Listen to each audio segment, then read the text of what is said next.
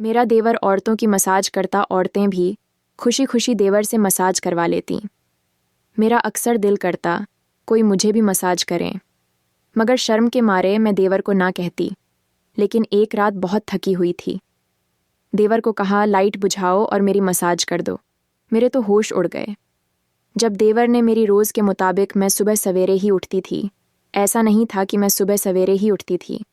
ऐसा नहीं था कि मैं मेहनत से यहाँ काम का से घबराती थी। मगर मैं इस कदर कामकाज भरी जिंदगी से थक नहीं लगी थी। मैं अब कुछ वक्त आराम करना चाहती थी। पिछले 5 साल से मेरा एक ही रूटीन था और मेरे रूटीन में रत्ती भर फर्क नहीं आया। सुबह सवेरे उठकर नाश्ता बनाना, उसके बाद घर की ज़रूरी काम निपटाना और उसके बाद पति के साथ खेतों में रवाना हो जाती। फिर एक दिन के वक्त वापस आती और आकर खाना बनाती। घर के और कामों के सारे अंजाम दिया करती। घर में मेरे अलावा कोई औरत नहीं थी। यूं घर की नींद आ रही है, मुझ पर अकेले ही थी। इसके साथ साथ खेतों में जाना, वहां पर कामकाज करना ऐसा काम था। इस सब से मैं बहुत ज़्यादा थक जाती।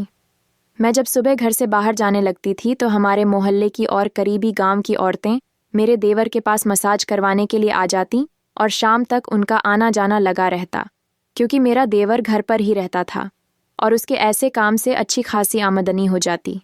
वह पढ़ा लिखा था और खेतों में काम करना पसंद नहीं करता था। यही वजह थी कि मुझे अपने पति की मदद करवाने के लिए खेतों में अक्सर जाना पड़ता। हमारे गांव का यह रिवाज था कि सभी औरतें अपने पति के साथ मिलकर ही काम करवाया करती और उसका हाथ बताया करती। पति का हाथ बढ़ाने के चक्कर में मैं खुद थकान से चूर चूर हो जाती।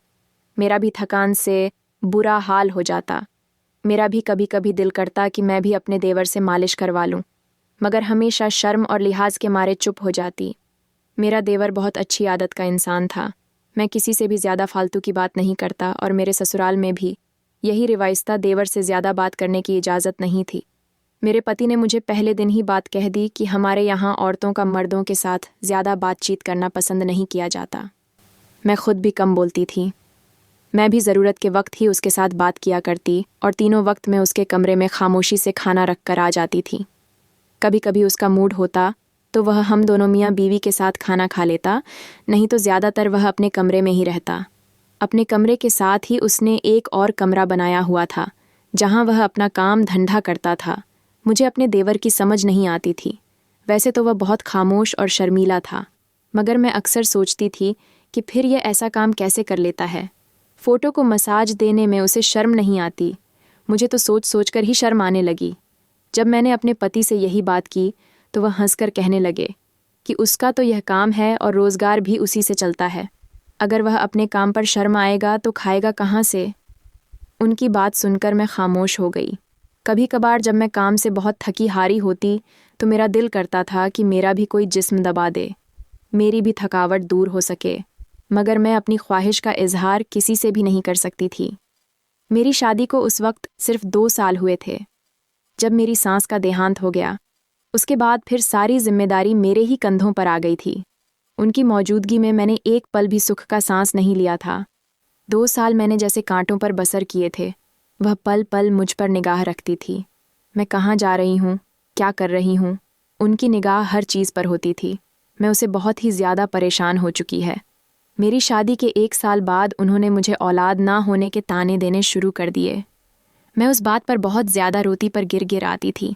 ऊपर वाले से रो रो कर दुआ मांगती मेरी जल्दी से जल्दी गोद भर दे ताकि मुझे अपनी सास के तानों से छुट्टी मिल सके।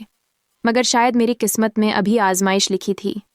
मैं अभी तक औलाद से महरूम थी। फिर कुछ वक्त बाद मेरी सास एकदम से बीमार रहने लगी। बहुत से हकीम और डॉक्टर से उनका इलाज करवाने की कोशिश की गई, मगर उनकी बीमारी किसी की भी समझ में ना आ रही। उनके दोनों बेटे उनसे बहुत ज़्यादा प्यार करते थे। मेरे ससुर का बहुत साल पहले ही देहांत हो गया था। मेरी सास ने उन दोनों को माँ बाप दोनों बनकर अकेले ही पाला था। वह बहुत गुस्से मिजाज वाली औरत थी। उन्होंने सारी जिंदगी बहुत शराफत से गुजार दी थी। उनके माँ बाप ने उन्हें दूसरी शादी करने का बहुत जोर दिया, मगर अपने बच्चे की वजह से उन्होंने दूसरी शादी नहीं की। उनके दोनों बेटे भी उनकी बहुत ज़्यादा कदर करते और माँ की हर बात उनके लिए हुक्म का पालन करना होता। जब मेरी सास बीमार पड़ गई तो दोनों बेटे अपनी चारपाई उनके साथ लगाकर बैठे रहते और तमाम पूजा अपनी माँ के सिला खर्च कर दिए ये सोचकर कि शायद उनकी माँ बस जाए, मगर वह जिंदगी ही इतनी लेकर उतरी थी। चंद महीने के बाद वह विदा हो चुकी थी। उसके बाद जहाँ मैंने सुख का सांस लिया, वहीं पर घर की सारी जिम्मेदारी मुझ पर आ चुकी थी। घरेलू काम के साथ साथ मुझे अपने पति के साथ जाकर खेतों में काम भी करवाना पड़ता था। मेरी सांस की बीमारी के दौरान मेरे पति और देवर पर बहुत कर्ज बढ़ चुका था, जिसकी वजह से हमारे हालात काफ़ी हद तक ख़राब हो चुके थे और कर्ज उतारने के लिए ही हम दोनों पति पत्नी को अपनी अपनी जगह पर बहुत ज़्यादा मेहनत कर रहे थे ताकि जल्दी से जल्दी इस कर्ज से छुटकारा पाया जा सके। अब जब मैं कामकाज करने के बाद अपने पति के साथ खेतों में जाने लगी, तब हमारे घर में औरतों का आने का सिलसिला शुरू हो जाता था। हर उम्र की औरतें, लड़कियां मेरे देवर के पास आती थीं। मैंने आज तक कभी किसी से अपने देवर के बारे में कोई गलत बात तक नहीं सुनी थी। सब लोग ही उसके शराफत के बारे में गवाही देते थे। मगर एक दिन बहुत अजीब बात हुई। उस दिन मैं दोपहर का खाना बनाने के लिए जब घर आई तो मैंने अपने मोहल्ले की एक लड़की अमायरा को देवर के कमरे में रोते हुए बाहर जाते देखा। मैं ये मंजर देखकर हैरान रह गई। शादी के 5 सालों में ऐसा पहली बार हुआ था। मेरे देवर की शराफत का सारा ज़माना गवाही देता और वह एक भला लड़का था जिसकी वजह से आज तक किसी को कोई तकलीफ नहीं पहुंची थी, तो फिर वह लड़की इस तरह से रोते हुए वहां से क्यों गई थी? मैं यह देखकर काफ़ी परेशान हो गई और कुछ सोचने पर मजबूर हो गई। उसके बाद घरेलू जिम्मेदारियों में लेकर इस बात को भूल गई। कुछ दिन बाद जब मैं खेतों से वापस आ रही थी तो वह लड़की अपने दरवाजे पर खड़ी थी। मुझे देखकर वो मेरे साथ इधर उधर की बातें करने लगी। मैं से जल्दी बातें करके जान छुड़वाकर घर जाने के चक्कर में थी, क्योंकि मुझे भी अभी खाना बनाना था और फिर पति को देने के लिए वापस जाना था। मगर वह बातें ख़त्म करने का नाम ना ले रही थी जब अचानक उसकी एक बार सुनकर मैं चौंक गई। मैं मेरे देवर के बारे में बात करने लगी कि मेरे देवर ने उसके साथ अच्छा नहीं किया। मेरे साथ मेरे बहुत बात पूछने पर उसने उस बात के बारे में कुछ नहीं बताया कि मेरे देवर ने आखिर किया क्या। इतनी बात कहने के बाद वह अपने घर में वापस चली गई और मैं उसके बारे में सोचते सोचते घर वापस आ गई। मैं परेशान हो चुकी थी कि ना जाने क्या बात है। उस दिन मैं क्यों रोते हुए वापस जा रही थी? उस लड़की की शोहरत हमारे मोहल्ले में ठीक नहीं थी। अक्सर मेरे पति उसके बारे में बात करते थे कि उसकी वजह से मोहल्ले का माहौल ख़राब हो रहा है, मगर मैं नहीं जानती थी कि आखिर ऐसी क्या वजह है, उसके बारे में ऐसा क्यों कहते हैं। मेरा मोहल्ले की किसी भी औरत से इतना मिलना जुलना नहीं था, ना ही किसी से इतना उठना बैठना था कि मुझे ऐसी छटपटी मसालेदार बातें सुनने को मिलती। इस बात को मैंने अपने पति के साथ करने के बारे में सोचा, मगर वही मेरी कमज़ोरी याददाश्त। जब तक मेरे पति के आने का वक्त हुआ तब तक घर की जिम्मेदारियों में मैं इस बात को भूल गई। मुझे उनसे कोई बात करनी थी। दिन इसी तरह तेज़ी से गुजरने लगे और उस दिन हम दोनों मियाँ बीवी खेतों में काम कर रहे थे जब मोहल्ले का एक आदमी भागता हुआ वहां पर आया और हमें जल्दी से घर वापस चलने के लिए कह नहीं लगा। हम दोनों ये सुनकर काफ़ी परेशान हो गए। ना जाने क्या बात हो गई। तेज़ कदम उठाते हुए जब हम दोनों घर में वापस आए तो बहुत ज़्यादा औरतें का मजमा लगा हुआ था। औरतें और मर्द वहां पर इकट्ठे हुए थे और ऊंचा ऊंचा बोलने की आवाज़ भी सुनाई दे रही थी।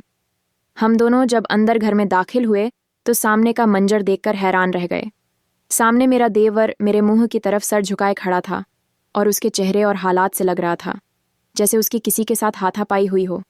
वहां पर मौजूद मोहल्ले की औरतें की गवाही से मालूम हुआ कि मेरे देव ने अमायरा की इज्जत पर हाथ डालने की कोशिश की है। हमारा सर झुकाकर खड़ी थी। उसके कपड़े फटे हुए थे और वह इसके छाकर रो रही थी। उसकी हालत देखकर मैंने अपना दिल थाम लिया।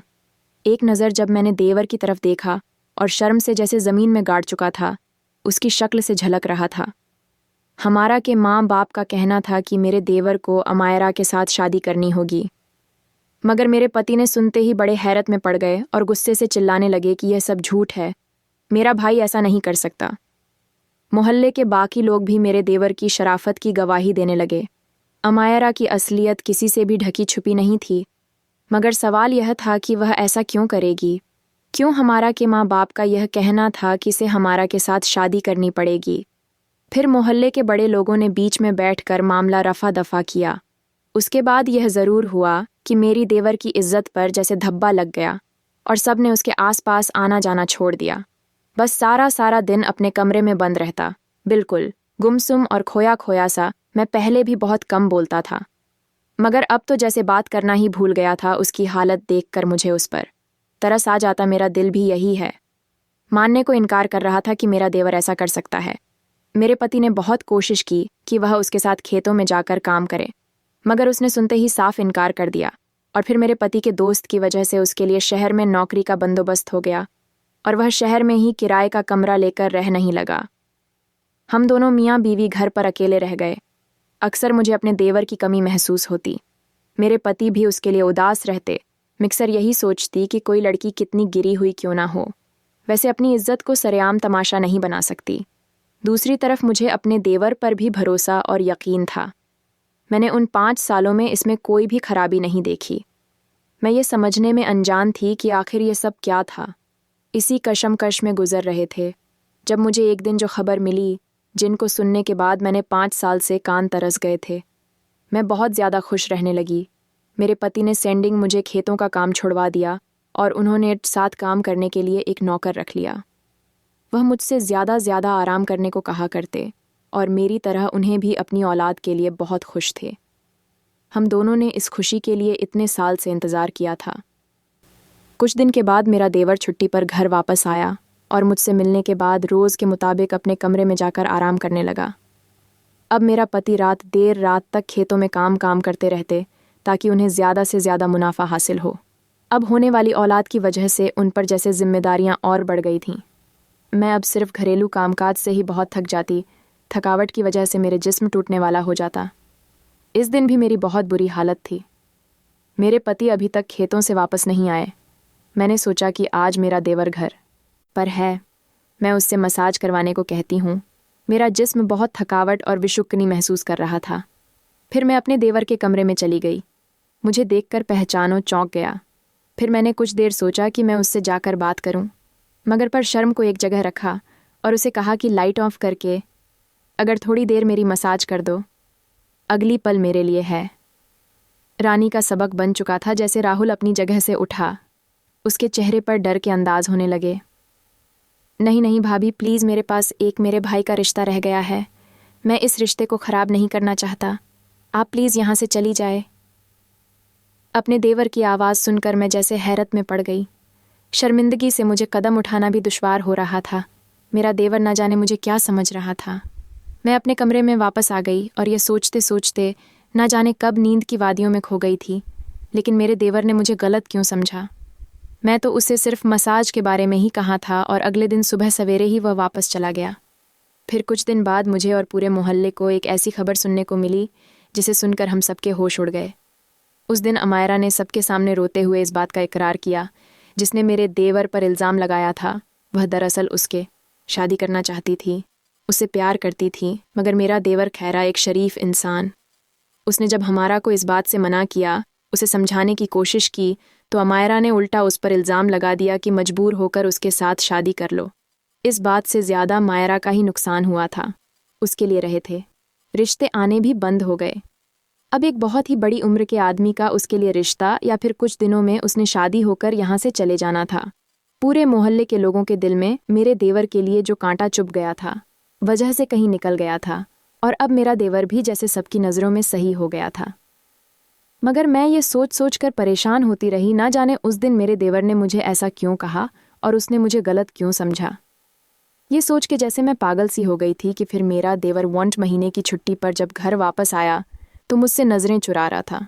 मैंने भी उससे बात करने की कोशिश की, आज भी मेरे पति रोज़ के मुताबिक घर से, और उन्होंने लेट आना था। जब मैं अपने देवर के लिए खाना देने उसके कमरे में गई तो मुझसे कहने लगा कि मैं आपसे ज़रूरी बात करना चाहता हूँ। उस दिन जो कुछ भी हुआ, मैं उस पर शर्मिंदा हूँ। दर्शन अमायरा की वजह से मेरे दिमाग की हालत बहुत ज़्यादा ख़राब हो चुकी थी। मुझे ऐसा लगता था जैसे हर औरत मर्द पर इल्ज़ाम लगा देगी, मुझे सबकी नज़रों में मुजरिम ठहरा देगी। यही वजह है कि ना समझी मैं, मेरे मुंह से आपके लिए ऐसी बातें निकल गई। आप प्लीज़ माफ़ कर दें। मैं जो इतने दिनों से इसी कशमकश में गिरफ्तार थी, शर्मिंदगी से खुद नज़रें चुराई फिरती थी। अपने देवर की इस बात पर जैसे सीने में एक फांसी निकल गई थी। मैं भी बड़े दिनों के बाद खुले दिल से मुस्कुराई थी। उसे कहा कि मैं तुम्हारे दिमाग की हालत समझती हूँ और मैं तुमसे नाराज़ नहीं हूँ। बबीता से मेरी बात सुनकर हल्का फुल्का सा मुस्कुराया और फिर वापस चला गया। अब उसने ऑफिस की एक लड़की को पसंद कर लिया था और उससे शादी करना चाहता था। हमें बैलेंस पर क्या एतराज़ हो सकता है? हमारे लिए यही काफ़ी था कि वह अपनी ज़िंदगी में कोई शर्म अगर नहीं, हमने से खुशी दिल से ज़्यादा दे दी। और फिर उसकी हसरत थी कि जब उसका भतीजा भतीजी इस दुनिया में आएगा तभी शादी करेगा। और फिर जब ऊपर वाले ने मुझे चांद सा बेटा दिया तो फिर हमने कुछ दिन बाद में उसकी शादी की तारीख रख दी। और अब मेरे देवर की शादी हो चुकी है और वह बहुत ज़्यादा खुश है। दोस्तों, मैं आशा करती हूँ कि आप लोगों को यह कहानी पसंद आई होगी। अगर आप लोगों को यह कहानी पसंद आई है सो प्लीज़ हमारे चैनल को लाइक एंड सब्सक्राइब ज़रूर करिएगा। एंड बैलेंस का बटन ज़रूर दबाई आएगा।